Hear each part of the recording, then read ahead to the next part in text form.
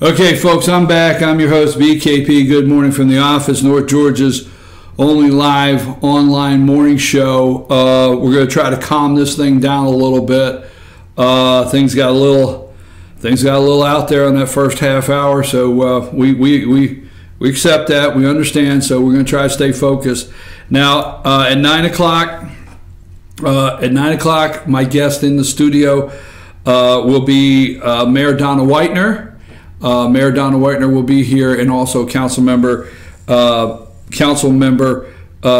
Thomas, and we'll be talking about the possible lawsuit coming way to the city of Blue Ridge.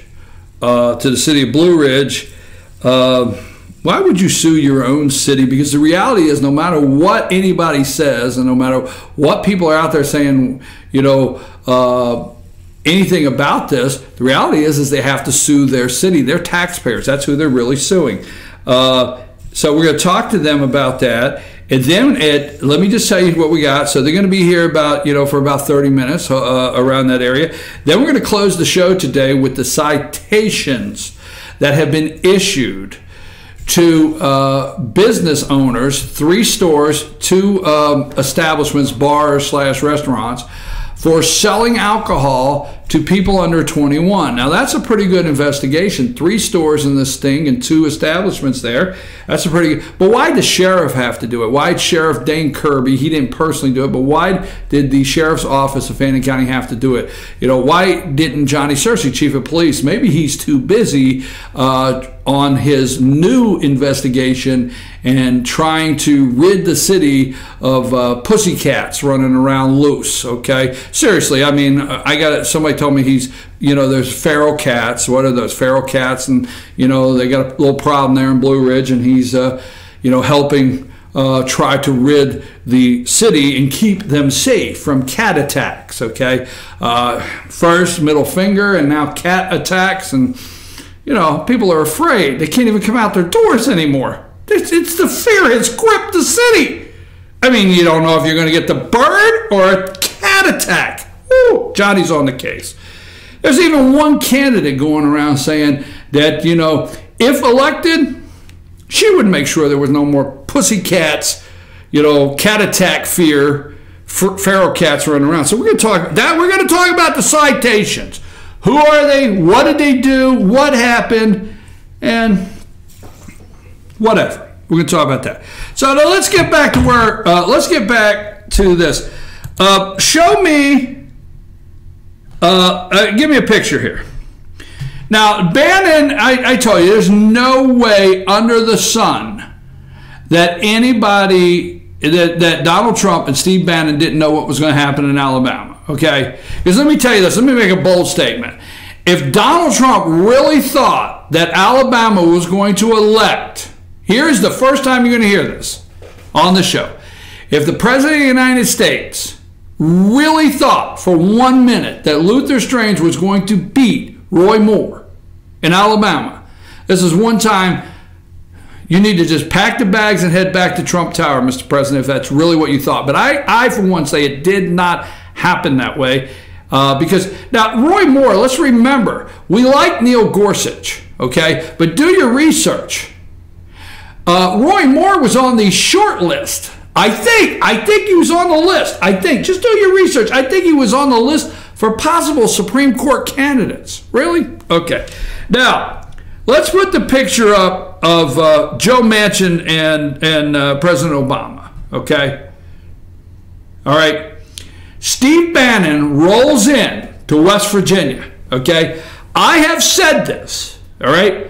I have said this from day one. This man's in serious trouble in West Virginia. Serious trouble. I know where they're talking about Joe Donnelly, but this guy's in serious trouble because you have a state that went from a complete blue state legislature to red. You have a state that went from a blue governor's house to red. They have control of that. And you have a state, okay, almost every single state representative is red district now, and they've completely flipped The Senate, let's not get into Capito. We did the story on her. I don't like her, but she's wearing the R flag around her neck right now. My God. Anyhow, and this is the guy. He is the sole survivor. The sole survivor in West Virginia under the banner of Democrat. And he's in big trouble. I predicted on this show a long time ago that he would go Republican before it bit him in the rear. Okay, I predicted that. I talked to I talked to some people in Washington D.C. that said they had talked to him directly, and he was not going to switch to Republican. This is the guy in trouble. Now, yesterday, doing the research, what did Joe Manchin come out and do? He come out and opposed Donald Trump's pick for mining safety. Coal mining safety. Donald Trump made a pick. Your president made a pick for coal mining safety, whatever. And he opposed it because he's going to run that platform that it's not safe enough for his state and his people. He's going to play the coal miner safety card. Okay? Watch and see, because what made this guy a national name? All right? When the mine accident happened under Massey Mines, I think it was Massey Mines, I forget the name of the mine, that several people got killed in, and that's where he's at. He's with President Obama when President Obama went down there and thought he could pull West Virginia out for the Democrats, turn it around. But they're going to play mine safety. Just saying, this guy's in big trouble. Bannon finds a candidate in West Virginia, puts an R on his name. Bannon runs against this guy. This guy will be beat. If Steve Bannon goes to West Virginia, this guy will be a Democrat. Now, we got a lot of Republicans that are a nervous wreck because I think the Republicans are ready to pick up a whole lot of Senate seats just on the Democrat side. You got Joe Donnelly of Indiana. Let me see if I can pull these up. We've talked about this. How old? I think we're the first show. I really do. I believe we're the first show, and some of you out there know that actually went with this story when it came out. Okay? And we've been following this because we paid attention to 2018 before 2018 was cool. We were there before it was ever a hot spot. And this article from, wait a minute, I hope I didn't lose my article I'm looking for. Well,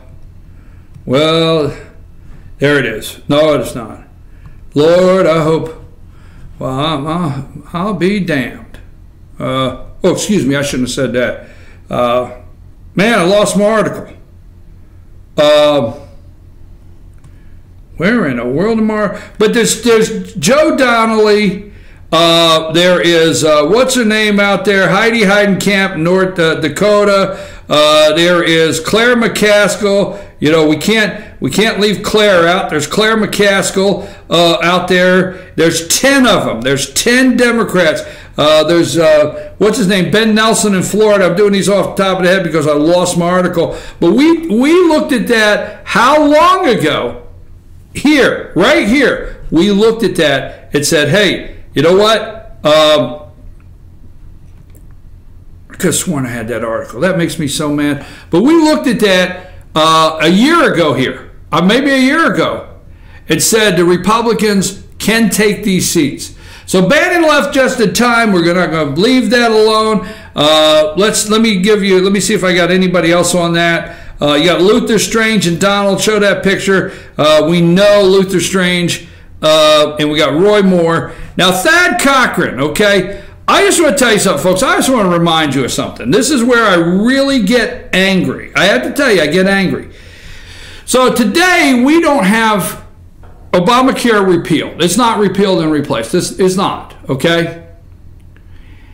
And Steve Bannon told us, the very next day, I said, look, pay attention. I said, I think he let the cat out of the bag. Johnny, you better pay attention to this. I said the next day he let the cat out of the bag because Steve Bannon said on the Charlie Rose interview on 60 Minutes, fix Obamacare. Remember that, Richie? Fix Obamacare? Fix Obamacare? I remember. That's what he said, okay? And I said that day, you better pay attention to that. They never intended to repeal it. Now, Thad Cochran is supposedly one of the reasons they didn't have the votes. But because, you know, Donald Trump didn't know if he had passed, where I don't know, or if he was in the hospital or in the old folks' home. Folks, do you realize these people leave multi-million? Diane, just a rundown, real quick. We'll give you a couple. Dianne Feinstein, 84 years old. Oh, she's no spring chicken anymore, right? Chuck Grassley, he's 84 years old. Orrin Hatch, 83 years old. Richard Shelby, 83 years old. Okay, Jim Inhofe, Oklahoma, 82. Pat Roberts, Kansas, 81. All right, John McCain. Now, he's the kid of the bunch. He's 81. John's 81. Okay. Then we got, let's see, right under John McCain is Thad Cochran. And Thad Cochran is 79 years old. Now, I can understand Bernie may run again. He's only 76. Come on, folks. Get real in this country. Now, get that off the screen. I want to know something. Obamacare. I got a question for the President of the United States. If you could sign one now, if you can, and we have yelled about this reconciliation role, and we have been told by Congressman Doug Collins that was on this show, and other congressmen across the United States have told their constituents that we're going to do a three-prong effect, right? We're going to pass this part under reconciliation. We're going to then give the latitude to the HHS Secretary, Tom Price, if he can slow down on one of those private jets. We're going to give him the latitude to start dismantling it. That's prong 3. And then we're going to go back for the final knockout and get everything we wanted. We're going to defund Planned Parenthood. We're going to defund them. We're going to get the knockout blow, and we're going to be able to sell insurance across state lines. Okay, that's what we were told. All right. Trump plans allowing insurance sold across state lines. I guess maybe the president was giving them a chance. Giving them a chance to do it that way instead of this way. President Trump on Wednesday said he is considering an executive order to allow health insurance to be purchased across state lines. Trump told reporters at the White House that he plans to issue a very major executive order probably next week where people can go out across state lines, do a lot of things, and buy their health care. Trump said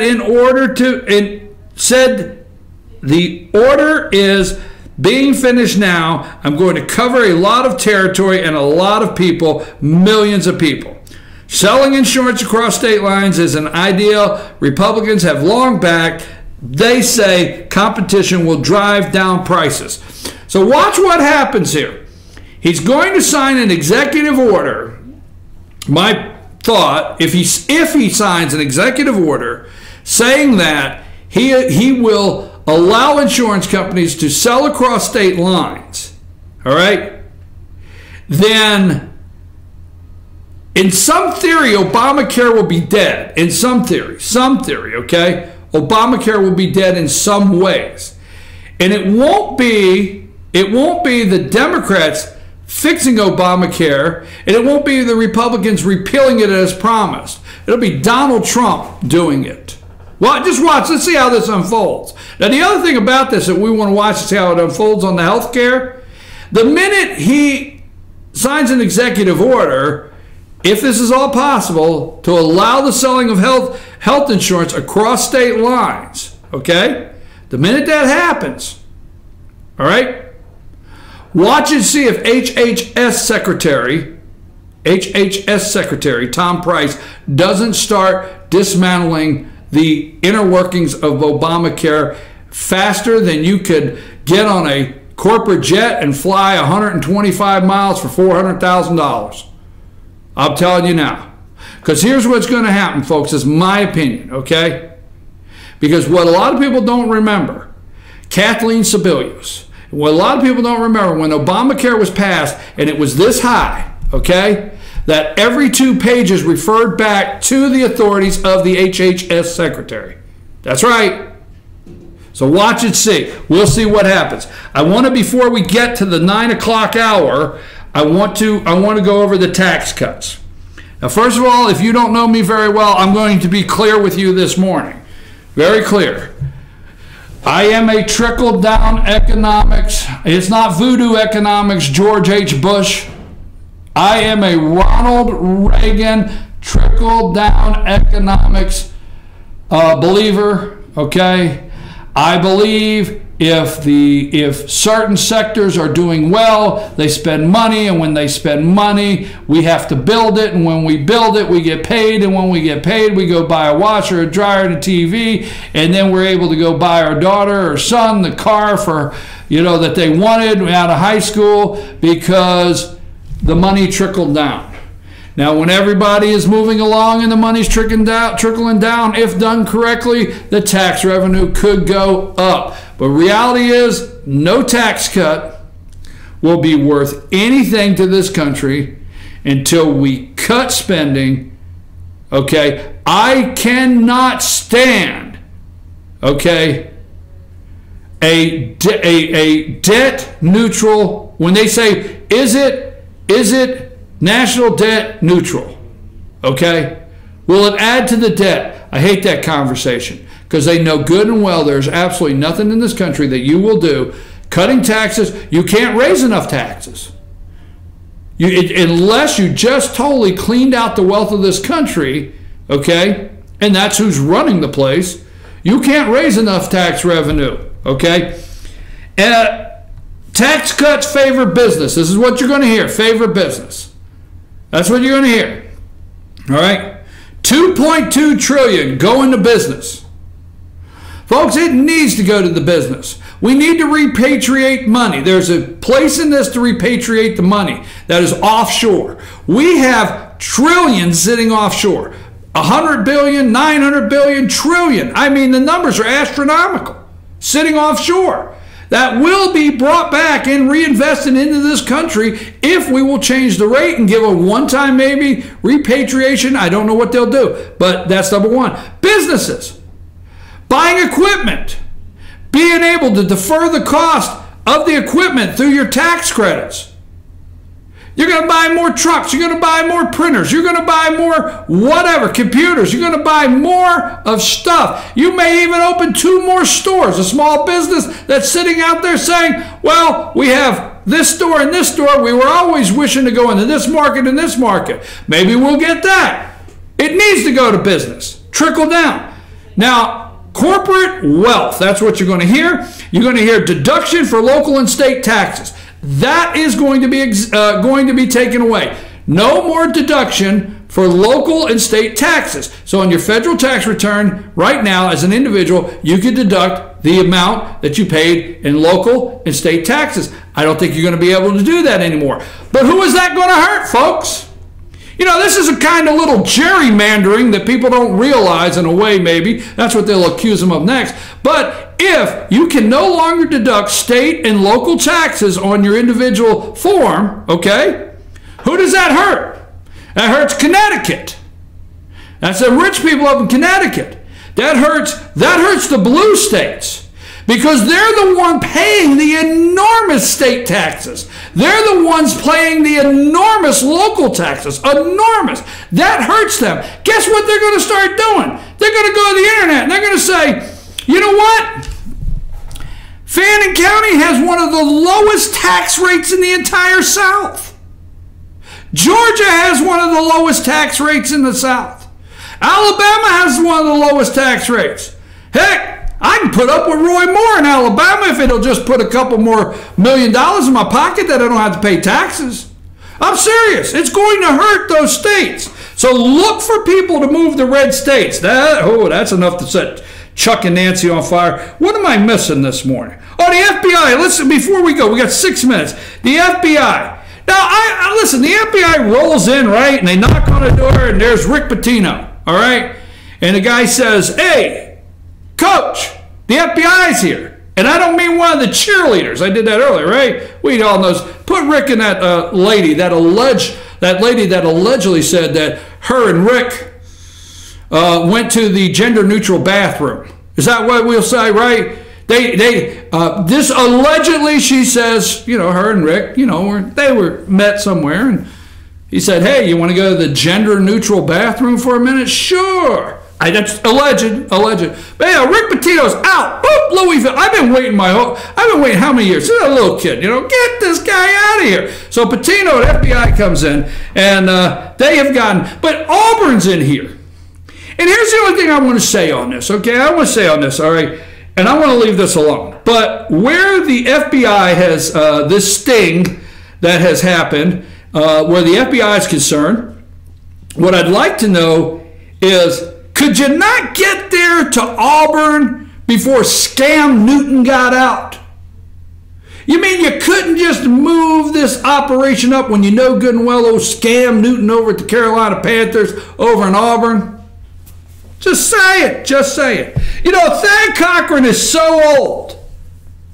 This is your cue, Richie. Put Thad back up before we go to break. Thad Cochran is so old. What the hell? I got to do it again. Thad Cochran is so old. How old is he? What the hell's wrong with you? I'll do my own damn joke. Thad Cochran is so old. How old is he? That was your cue, Richie. All right, wait till the next time you won. How old is he? Thad Cochran is so old, he invented 1 Mississippi, 2 Mississippi, 3 Mississippi. Sorry. For those of you that don't understand that, those were the rules back when we were kids to be able to rush, okay? Yeah, you couldn't blitz. You couldn't rush. You couldn't go after the quarterback when you were 9 years old till you said 1 Mississippi, 2 Mississippi, 3 Mississippi. And then you couldn't rush in to the quarterback until you couldn't go with the next play until you had a good fight swearing that the guy didn't say Mississippi all the way out. I'm your host, BKP. When we get back, we're going to move some things around here. We're going to get Mayor Whitener in here, Council Member Ronna Thomas in here, and Johnny, I hope you're watching. Just because I think you should watch the show. We'll be back right after these messages.